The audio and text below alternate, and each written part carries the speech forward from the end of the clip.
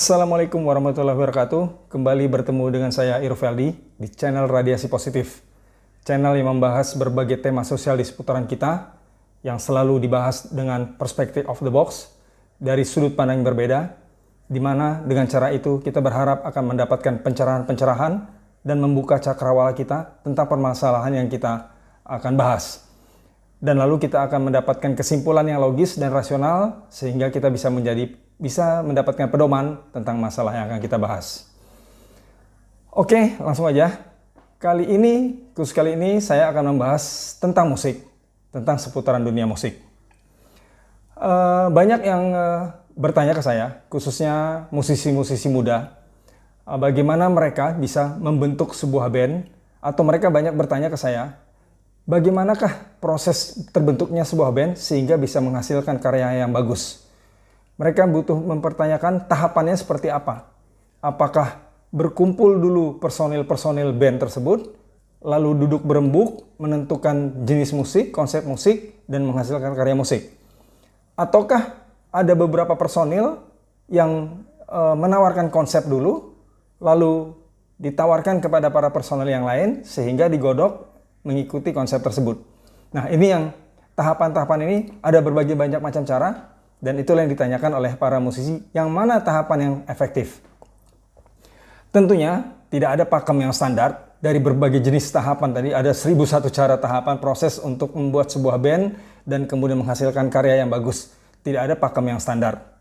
Hanya saja nanti kita akan mengulas, kira-kira kita akan mencari pendekatan pakem atau standar atau metode apakah yang tepat yang bisa menjadikan panduan buat para musisi-musisi muda ini sehingga mereka bisa lancar dalam berkarya dan sukses dalam berkarir.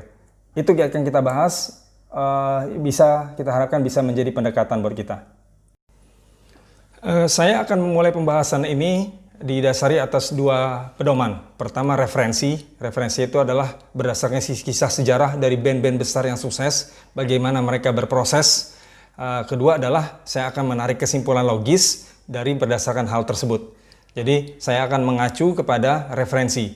Oke, referensi yang saya akan jadikan panduan atau yang saya akan menjadikan bahan untuk jadi referensi kita adalah band-band besar. Dalam hal ini saya mengacu kepada band-band besar dunia ya, band-band besar luar yang di negeri barat sana. Bukan apa-apa karena memang suka atau tidak suka ya kita akui mereka jauh lebih besar lah dari kita, lebih sukses dari kita. Jadi sewajarnya kita belajar dari sebuah band yang benar-benar besar. Oke, berdasarkan sejarah-sejarah yang saya baca, literatur, sejarah, berbagai media yang saya baca, band-band besar di luar sana terbentuknya, mereka membentuk sebuah band, lalu kemudian mereka membuat konsep musik dan sehingga menghasilkan karya musik yang sukses. Mereka itu tidak diproses dari sebuah proses tiba-tiba. Misalnya begini, mereka didasari sebuah pertemanan, ada teman-temannya mungkin 4-5 orang, atau juga mungkin mencari teman-teman, terus kemudian duduk bareng bersama, nah mereka mendiskusikan musik mereka seperti apa, baru mereka berkarya. Tidak, sama sekali tidak seperti itu. Dari berbagai referensi tentang band-band besar dunia yang saya baca, umumnya sebuah band itu terbentuk didasari dari inisiatif satu orang. Ada satu orang yang tadinya dia tidak punya band lah begitu kira-kira, tapi seseorang ini mungkin dia sudah tahu kemampuan dia bermusik, wawasan dia bermusik, dan dia sudah punya konsep tentang musik yang akan dia buat. Dia sudah punya bahan lengkap. Nah kemudian satu orang ini baru mencari personil, teman-teman yang akan dijadikan personil. Nah, mungkin dia satu persatu dia ambil, mungkin pemain gitar atau pemain keyboard. Nah satu persatu dia tidak akan langsung, satu dia ambil, dia akan ngobrol, dia akan diskusikan, dia akan presentasikan musik dia. Begitu diterima oleh personil yang dipanggil tadi, cocok, ya udah, barulah kemudian mencari personil tambahan sesuai dengan kebutuhan musiknya. Begitu dapat lengkap personil yang dibutuhkan sesuai dengan konsep musiknya, barulah mereka duduk bareng. Duduk bareng menggodok musik yang akan dikemas. Nah, mereka semua itu menggodok musik, bukan menggodok musik dari nol. Tidak. Mereka akan menggodok atau mengemas atau mengeksekusi, memberi variasi-variasi musiknya, tapi berpedoman kepada konsep musik yang pertama kali ditawarkan oleh satu orang tadi ini. Jadi mereka akan mengemas, mengulas, memberikan warna-warna tidak sendiri-sendiri, tetapi mengacu pada satu platform yang sudah ditetapkan dari awal oleh satu personil tadi. Nah, begitulah yang terjadi di band-band besar luar yang saya baca selama ini. Jadi mereka bukan seperti kita yang selama ini ada di Indonesia, dari proses sebuah pertemanan ada 4-5 orang duduk bareng, kita bikin band yuk, atau bagaimana yuk kita bikin. Nah, bukan seperti itu. Jadi mereka jelas dimulai dari satu orang. Dan umumnya satu orang ini tadi itu akhirnya nanti akan menjadi leader dari sebuah band. Bukan dia menetapkan dirinya jadi leader, memang karena keadaan. Dia yang tahu tentang musik, dia yang punya konsep musik, dia yang menetapkan warna musik, dan memang dia cakap dan punya kemampuan untuk itu. Sehingga alam lah, atau seleksi alam lah yang menentukan dia akhirnya menjadi leader dari band tersebut. Nah, sekarang kita membahas dari perspektif logika, mengacu kepada percontohan tadi, apa yang dilakukan oleh musisi luar, di mana adanya personel awal yang jadi leader dan semua personel yang lain mengeksekusi musik berdasarkan pemikiran dasar dari si personel awal. Apa yang mereka lakukan itu sangat logis, sangat memenuhi kaidah logika. Kenapa saya katakan begitu? Oke, saya kasih analoginya seperti ini kira-kira. Kita anggaplah satu orang, si personel awal tadi, sebelum ketemu yang lain, dia sudah memikirkan, dia akan membuat roti. Berarti dia akan siapkan segala bahan-bahan untuk mendukung pembuatan roti, yaitu tepung, keju, susu, gula, dan juga dia akan ajak tukang-tukang, atau kita sebutlah itu personil tukang-tukang tadi, yang mampu membuat roti. Sehingga waktu mereka duduk bareng akan buat roti, nah itulah masing-masing silakan berimprov. Yang satu mungkin berimprov buat roti tawar, yang satu berimprov buat roti manis, yang satu berimprov buat roti keju, roti coklat. Silakan, nggak ada masalah. Karena bahannya memang bahan yang cocok buat roti. Mau dikembangkan seperti apapun, ujung-ujungnya bahannya memadai dan jadilah roti.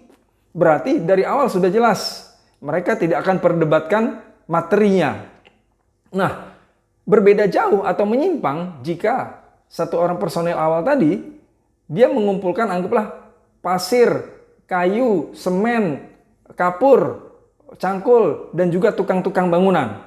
Lalu mereka duduk bareng, tanpa diarahkan untuk bikin apa, diajak berdiskusi bareng, pasti yang terjadi adalah berbagai pendapat. Yang satu mungkin maunya membuat gado-gado, yang satu maunya barangkali membuat pesawat. Nah, mau pesawat atau gado-gado itu tidak akan mungkin bisa dilakukan. Karena kenapa? Barang bahannya aja jelas pasir, semen, kapur yang tidak akan mungkin membuat dua bahan itu. Nah, itulah kira-kira logikanya. Menyimpang dikala tidak ada konsep awal. Nah, dihubungkan dengan apa yang terjadi dengan band Indonesia, mohon maaf, itulah yang terjadi. Band-band di Indonesia ini, terutama band-band muda, pendatang baru, di mana mereka membentuk band didasari sebuah pertemanan, kumpul bareng dulu. Begitu kumpul, ada 4-5 orang, baru mereka mendiskusikan, kita main musik apa? Kita seperti apa bikin musiknya? Yang ada adalah 4-5 kepala. Panjang tuh urusannya. Oke? Kalaupun ketemu 4-5 kepala tadi, mungkin dipaksakan, kita masuk ke studio. Dalam studio pasti akan buang waktu, akan berdebat panjang, karena tidak punya pedoman dasar. Kalaupun dipaksakan juga jadi musik, musiknya pun juga akan terbang ke sana kemari, nggak nyambung satu kesatuan. Ujung-ujungnya apa? Ya nggak enak pasti musiknya. Nah, begitulah kira-kira yang terjadi sama musisi muda Indonesia. Nah, jadi mau bikin band yang benar, yang bagus adalah diawali dulu dari satu orang yang memang cakap, yang memang mampu, dan dia mempresentasikan, yang lain mengeksekusi, melanjutkan, memproses, mematangkan apa yang sudah jadi pemikiran dasarnya dia. Maka insya Allah musiknya bagus, tidak buang waktu, arahnya jelas.